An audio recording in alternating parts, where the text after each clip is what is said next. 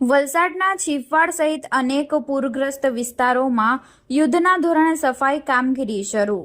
વલસાડ જિલ્લામાં અત્યંત ભારે વરસાદના કારણે સર્જાયેલી પૂરની પરિસ્થિતિમાં વલસાડ શહેરના નીચાણવાળા વિસ્તારોમાં સૌથી વધુ નુકસાન થયું હતું.